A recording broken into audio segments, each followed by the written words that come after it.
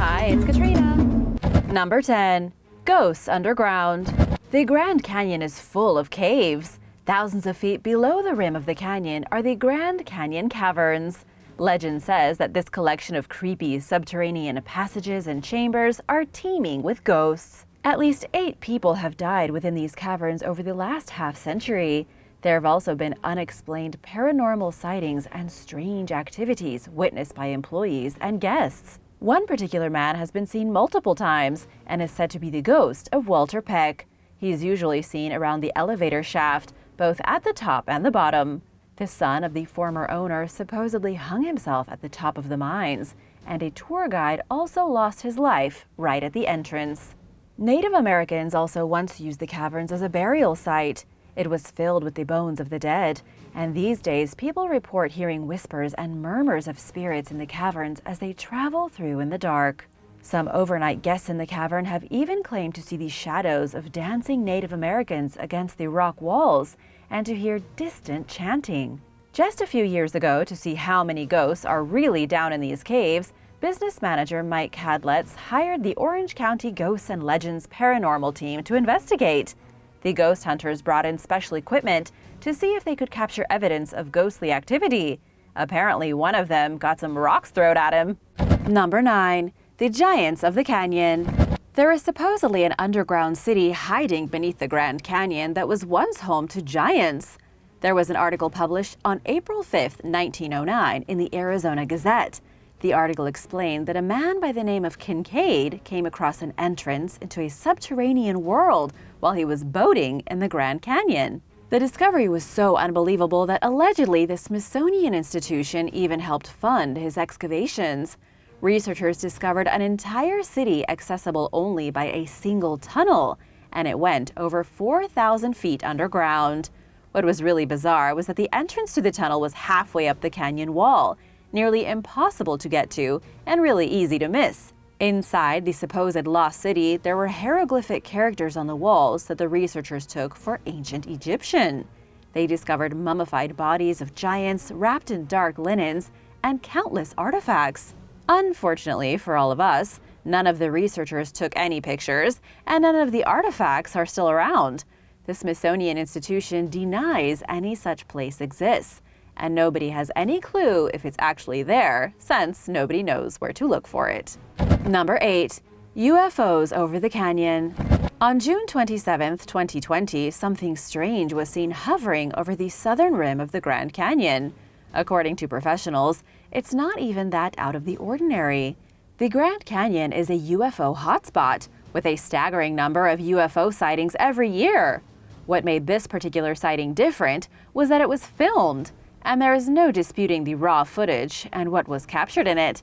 The video shows what appears to be a white orb or a white disc floating over the canyon with a dark center, hovering way up in the air. Alien enthusiasts say that whatever this thing was, it was piloted by an alien sent to the planet to observe human beings. That's a pretty outrageous claim with absolutely no evidence, so there is no way to possibly know if it's true or false. What we do know is that something was most certainly floating over the skies of Arizona, winding over the Grand Canyon as if on some kind of intergalactic tour. And to make matters even more legitimate, it wasn't only the person filming who saw the phenomenon. It happened at about 7:30 at night, and there were over a dozen tourists watching the bright and mysterious object as it made its way slowly and carefully over the Grand Canyon for over 30 minutes. Number 7. The Tusayan Ruins. The Tusayan Ruins is the only official ancient archaeological site anywhere in Grand Canyon National Park. It's considered to be one of the most important archaeological places in Arizona, according to the National Park Service, and has a history dating back nearly 1,000 years. These mysterious ruins were once part of a large settlement of ancestral Puebloans. All that's left today is a small living area, the remains of storage rooms, a kiva, and the leftover stones that had once made up the walls. We know, based on studies of the tree rings from wood found here, that the place was occupied for no more than 20 years, starting in the year 1185. The first excavations here were done in the 30s, with later preservation work happening in the 40s and 60s. The Tusayan Ruins were put on the National Register of Historic Places in 1974, but even after so many years of research, we still don't really know much about the place. It was obviously some kind of home, but we don't know how many people lived here, if there were more structures like it, or why it was only occupied for 20 years and then abandoned. The whole place is a mystery. Number 6. Fossil footprints. At Grand Canyon National Park, researchers have found dinosaur footprints. These dinosaurs have been extinct for about 313 million years, but their footprints are still here in the canyon. Paleontologists came across fossil tracks following part of a cliff collapsing at the canyon, and it was totally by accident. It was 2016 when Norwegian geology professor Alan Krill was out hiking with his students. A cliff had collapsed, and lying right next to the trail, in obvious view of anyone passing by, there was a boulder. Imprinted on the boulder were the prints of a mysterious dinosaur. These tracks turned out to be very significant. After a lot of investigation by a lot of different scientists, the tracks have been confirmed as some of the oldest prints left behind by any shelled animal that laid eggs, like a reptile. It's also the earliest evidence ever of such an animal walking across sand dunes. Unfortunately, we don't know exactly what kind of dinosaurs left these tracks behind. They appear to represent two separate animals moving across the slope of the sand dune. And while scientists can tell from their gait that they were short, reptile-like creatures close to the ground, they just don't know exactly what kind. And now for number 5. But first, I want to say a big thank you to I Am Son Goku and Kay Kennedy. Thanks so much for watching and supporting Origins Explained. If you are new here, be sure to subscribe and join the family. Number 5. The Havasupai. What a lot of people don't realize about the Grand Canyon is that it is still home to a Native American tribe living within its borders. They're called the Havasupai, and they've been living in the Grand Canyon and throughout Arizona for over 1,000 years. Their name translates to people of the blue-green water, and one trip to the Grand Canyon makes it pretty easy to see why. They named themselves after the sparkling green and blue waters that travel down the bottom of the canyon. We don't know exactly where they originated from, but by around the year 1000, the Havasupai had made the Grand Canyon their home. In the following centuries, they learned how to irrigate the land to farm during the summertime and spent their winters hunting along the plateaus, which had once been full of wild game. In 2021, their chairwoman, Evangeline Kissoon, published an article explaining how for generations they have been fighting to protect the Grand Canyon from uranium mining. Havasu Creek is a beautiful place, but it's also part of the tribe's identity, which is directly intertwined with the health of the creek. The tribe only has around 750 members left, and there is a uranium mine near Red Butte.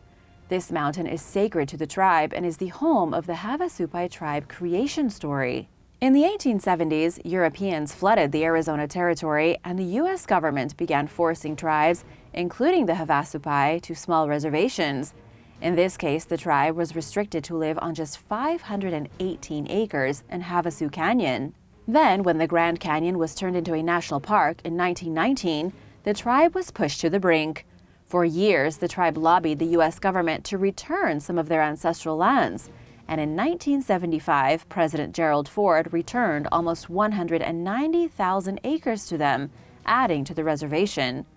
The capital of the reservation, called Supai, is considered the most remote community in the United States. Number 4. The Great Unconformity. The Great Unconformity has been bothering geologists for the past 150 years. It has to do with layers of sediment, and specifically one layer of sediment that appears to be missing. The phenomenon was first noticed by a man named John Wesley Powell in 1869, as he was traveling through the bottom of the Grand Canyon. He realized there was a section of rock missing from the record. Each layer of sediment in the Grand Canyon acts like a ring on a tree, representing a certain period of time. At the very bottom of the canyon, you can visibly see where the layer of Paleozoic tapeate sandstone sits directly on the Proterozoic Vishnu schist, obviously. This is apparently a pretty big deal, because the upper layer is 500 million years old, and the lower layer is about 1.8 billion years old. What this means is that there is a gap in the rock record of 1 billion years. So, where is that missing rock? There really should be another layer of rock connecting the other two, but there isn't. This mysterious layer is gone, and with it 1 billion years of Earth's history. It isn't just in the Grand Canyon either. It's all over the globe. The only thing scientists can think of is that it had something to do with the breakup of the supercontinent Rodinia. When the continent broke apart almost 2 billion years ago, it erased the geological record. Either that, or something so mysterious is going on here that scientists can't even imagine. Number 3. The Mojon Monster. The Mojon Monster is a cryptid which supposedly stalks the dark paths of the Grand Canyon and the lonely dirt roads after the sun goes down. Local legends say that those who are stuck hiking in the night along the edges of the canyon or exploring the winding trails are in danger of being ripped apart by this mysterious beast. The monster is kind of like the Sasquatch, huge, hairy, vicious, and elusive. People have reported hearing blood-curdling screams in the middle of the night that couldn't possibly belong to any animals or a person. They've been hearing this kind of thing and even seeing the huge shadow of this supernatural creature since at least 1903. The first recorded mention of the Mojon Monster was from a man named I.W. Stevens, who told Williams News he had seen a man with fingers like talons, a coat of gray hair covering his entire body, and patches of dirty skin. He said the creature had green eyes and its face looked like it had been burnt to a crisp by the sun. Stevens also said that the creature wielded a club like a caveman and only left because he fired his gun and scared the thing away. There have been other reports since then, and people have really run with the idea, especially in the 60s and 70s. As recently as 2014, the Mojon Monster is still being sighted near the Grand Canyon. Number 2. The Underground Suite. The Grand Canyon is home to one of the biggest, oldest, and most unusual motel rooms anywhere on the planet. There is a secret that not too many people know about, and it has to do with former President John Kennedy and the Cuban Missile Crisis of 1961. Back then, when it looked like the Soviet Union was really about to nuke America, the president decided to create a safe place. It was somewhere people could be evacuated to if the bombs really started to fall. This safe space was in the Grand Canyon, way down in the caverns. It was agreed that enough food and supplies would be moved down into the caves to support 2,000 people for a month. This would hardly protect all the Americans, but the rich and the powerful would be safe and sound for 30 days. The bombs never fell. The site became a tourist spot, and all that's really left now is a single room 220 feet below the ground. The emergency rations are still stored down there, still fresh because of the dry climate in the cave. The motel room has a TV, although good luck getting your favorite channel. It also has a small library, running water supplied by the natural water in the caves, and is totally free of any pests.